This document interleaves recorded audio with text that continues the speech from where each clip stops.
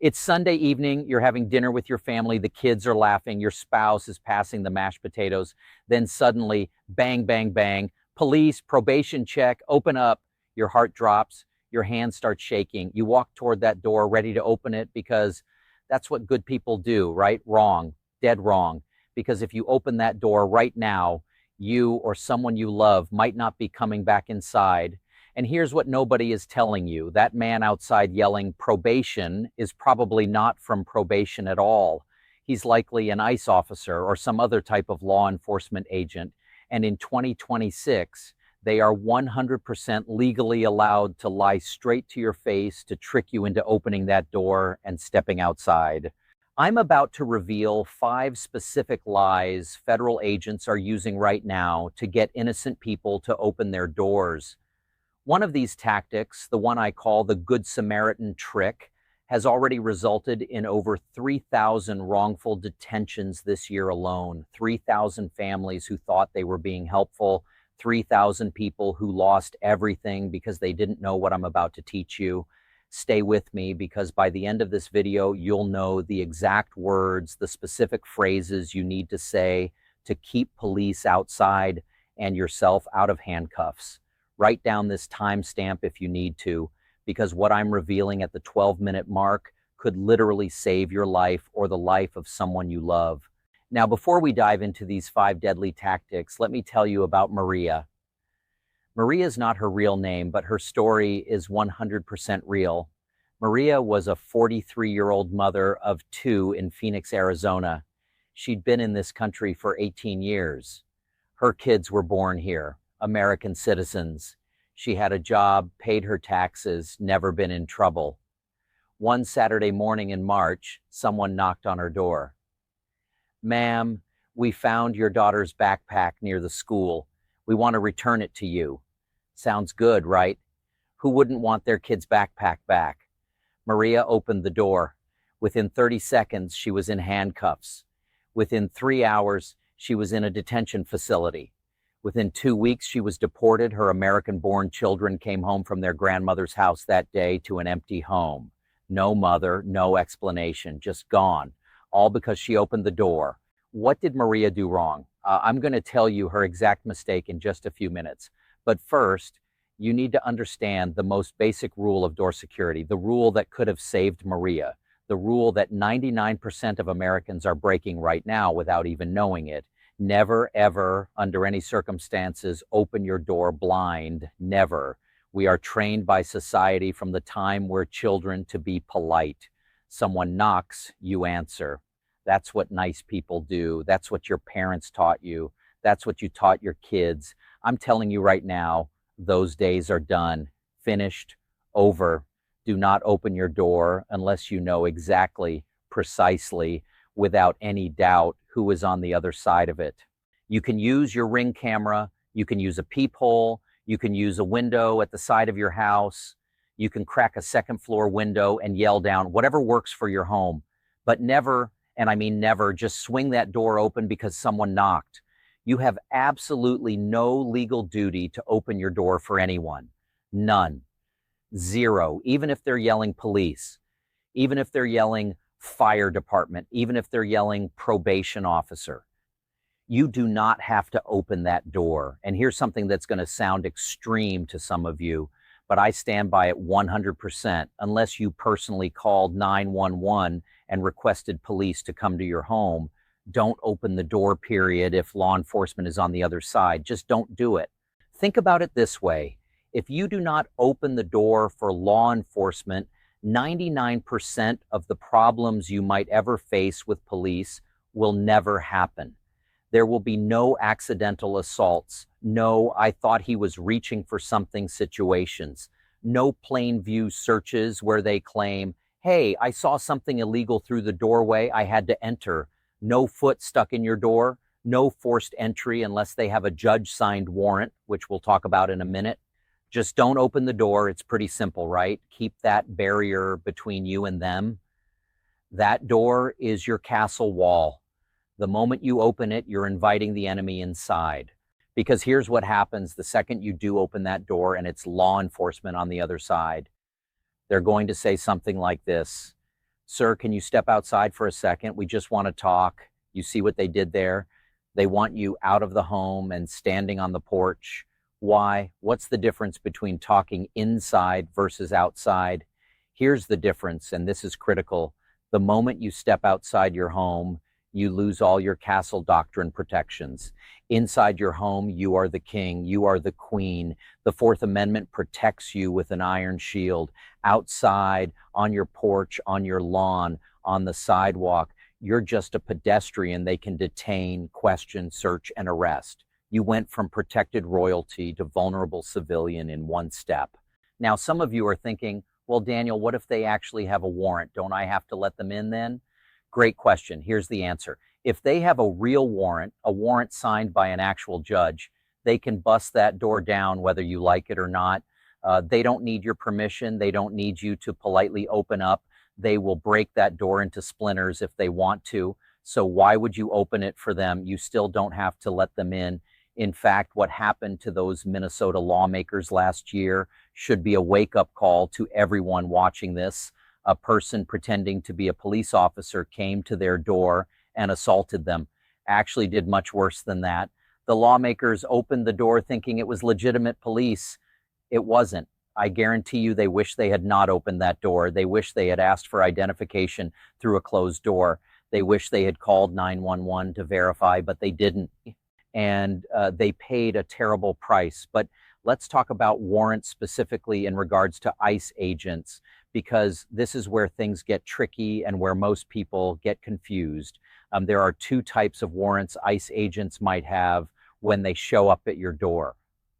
First, there's a judicial warrant. This is signed by an actual judge, a federal judge who reviewed evidence and signed off on it.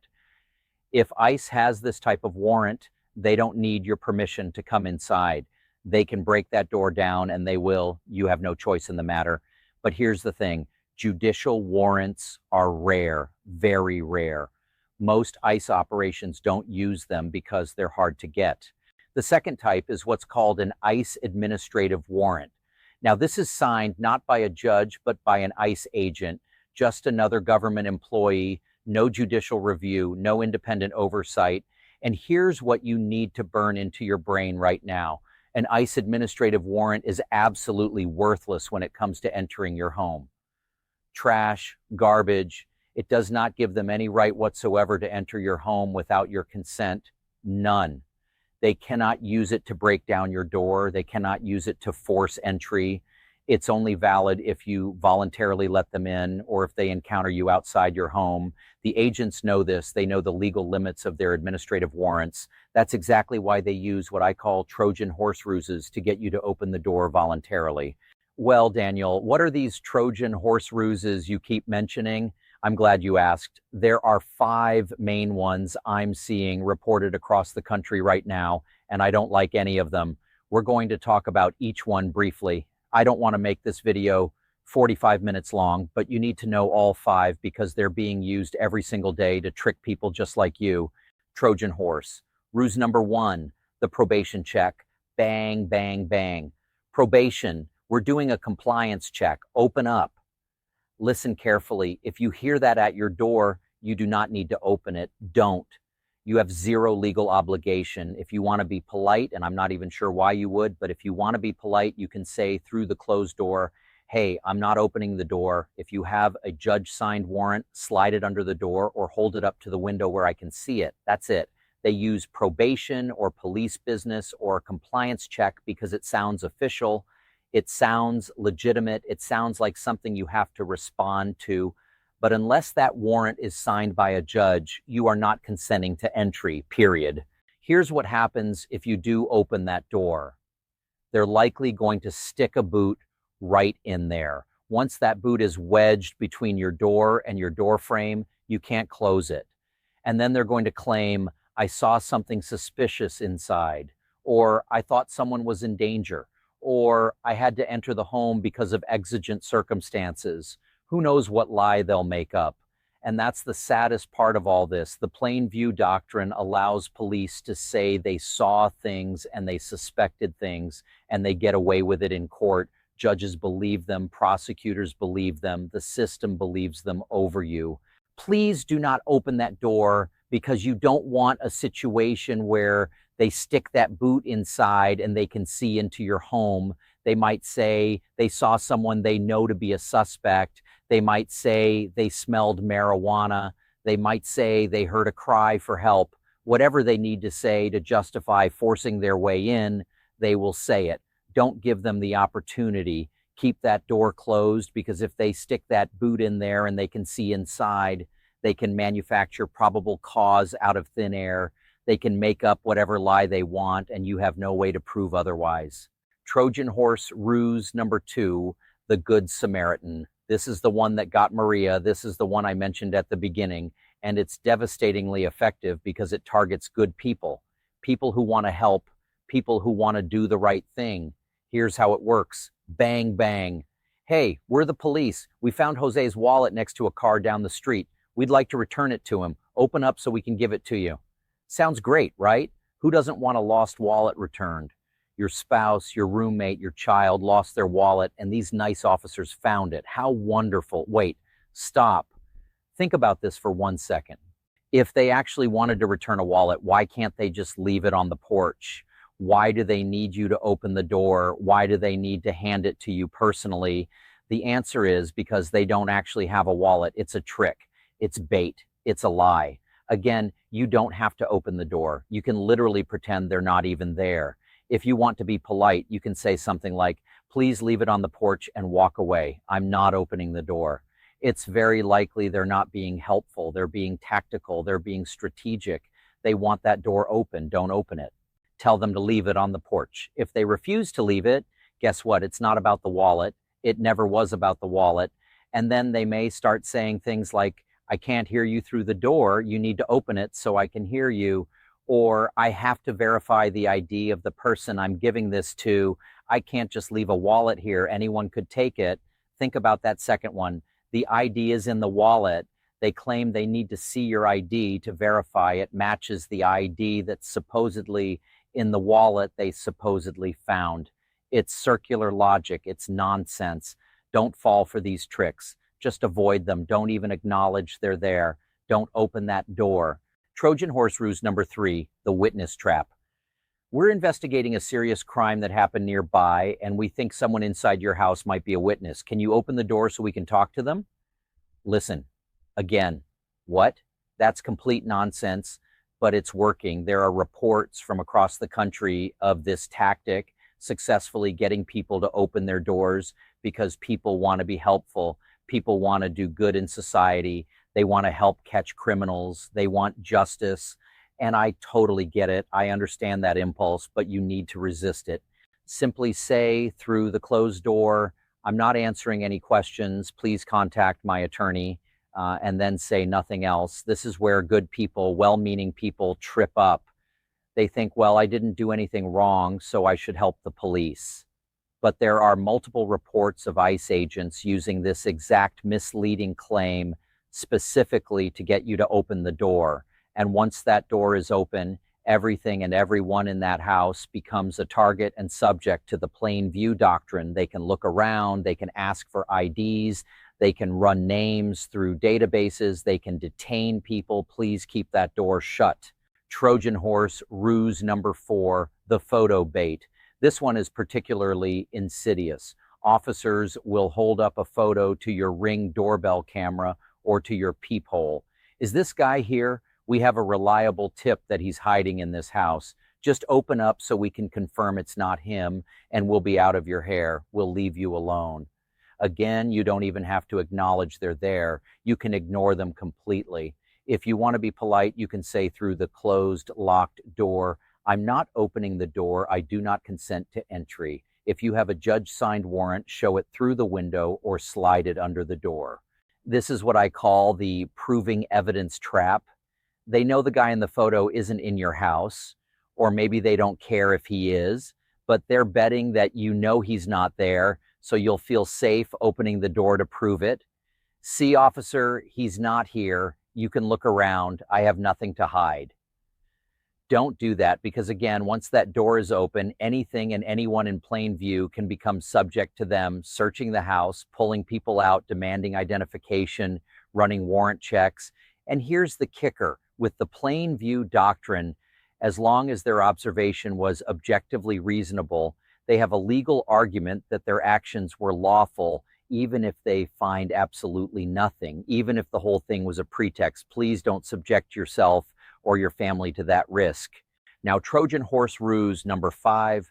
This one is particularly disturbing because they're specifically not supposed to use it, but there are confirmed reports of it happening in multiple states.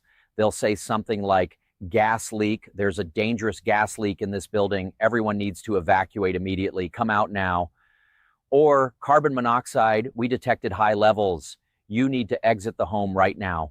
Again, federal guidelines explicitly prohibit impersonating utility workers or fabricating emergencies, but there are documented instances of agents doing exactly that. If you hear someone at your door claiming there's an emergency like a gas leak, here's what you say: I'm calling the fire department myself right now to confirm I am not opening this door. Then actually call 911. Tell them someone is at your door claiming there's a gas leak and you want to verify it's legitimate. Real utility workers, real fire department personnel, they will wait for you to call 911. They will coordinate with dispatch. They will show you proper identification through a window. ICE agents pretending to be utility workers, they're not going to wait around for that. They'll either leave or drop the act and reveal who they really are. If you hear an emergency claim, call 911 yourself. Do not let a stranger in a vest or uniform trick you into opening your door. Now, let's say you messed up. You already opened the door before watching this video. Maybe you didn't know better. Maybe you panicked. Maybe your teenager answered the door. And suddenly there is a boot wedged between your door and your door frame, and you cannot shut it no matter how hard you push. Here's what you absolutely cannot do. Your instinct might be to shove that door hard, to kick the foot out, to use some sort of physical force to get that boot out of your doorway. Do not do that. Do not. In many states, even if the police officer is completely wrong, even if they have no right to be there, even if they're violating your constitutional rights, shoving that door on their foot can get you charged with battery on a law enforcement officer, assault on a federal agent, resisting arrest, obstruction of justice, and you might eventually win that case. Maybe a year from now, maybe 2 years from now, after spending tens of thousands of dollars on a lawyer, but you're likely going to spend time in jail first, definitely overnight, probably longer. And during that time, while you're locked up fighting a battery charge, ICE can process and deport the person they actually came for. You destroyed your life and you didn't even save theirs. Instead, if there's a boot in your door, here's exactly what you do. Step back, take 2 or 3 steps backward, make your hands clearly visible, put them up near your shoulders where they can see them, and use these exact words: I do not consent to your entry. I do not consent to a search. I am invoking my Fifth Amendment right to remain silent. Say it clearly, say it loudly, say it calmly. If possible, have your phone out and record it. If that door is wedged open and they claim to have a warrant, simply state, show it to me.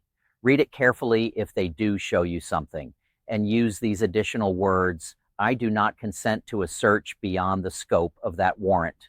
What does that mean? It means if their warrant is for one specific person named Juan Gonzalez, they cannot search your entire house. They cannot go through your bedrooms. They cannot open your closets. They cannot demand ID from everyone present unless those actions are specifically necessary to locate the named individual.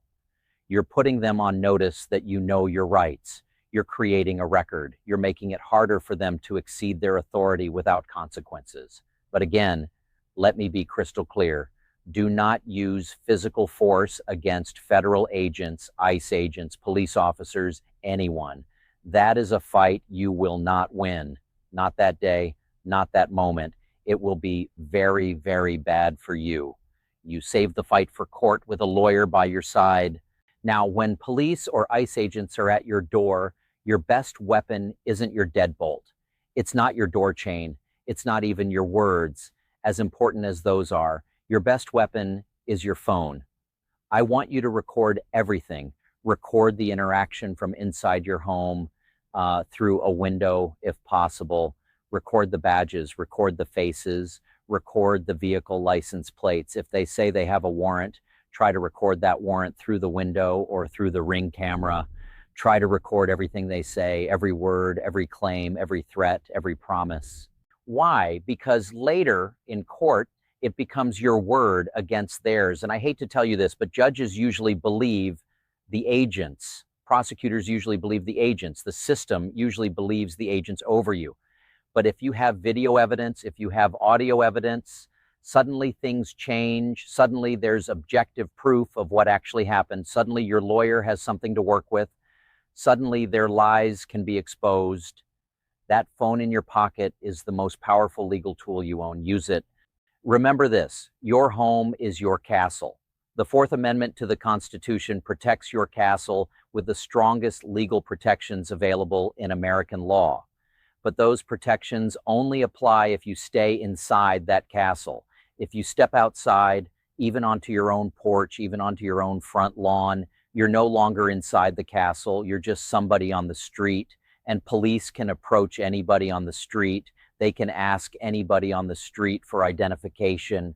They can pat down anybody on the street if they claim to fear for their safety. You went from maximum protection to minimal protection by stepping over your threshold. You have so much legal protection inside your home. You should use every single bit of it. Stay inside. Don't open the door. Don't consent to entry. Don't consent to searches. Invoke your Fifth Amendment right to remain silent. Do everything legally possible to protect yourself and your family, except use physical force against a law enforcement officer. That's the one thing you cannot do. Everything else, every other protective measure, use it. Now, if anybody watching this video thinks I'm anti-law enforcement, that's incorrect. That's not what this is about. I am pro-freedom. I am pro-Constitution. I am pro-Fourth Amendment. I am pro-due process. I don't like the idea of police or federal agents going door to door, tricking people into opening up.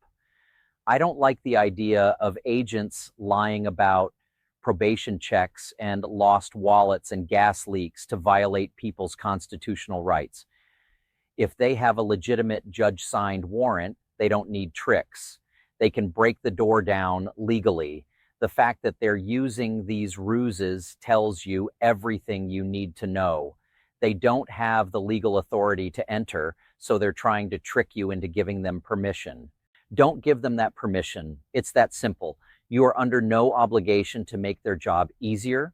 You are under no obligation to cooperate with your own violation. You have rights. Use them, protect them, teach them to your family, teach them to your children, teach them to your elderly parents who might not understand how things have changed. Make sure everyone in your household knows we don't open the door for strangers. We don't open the door for people claiming to be police unless we called 911 ourselves. We verify everything. We record everything. We consent to nothing.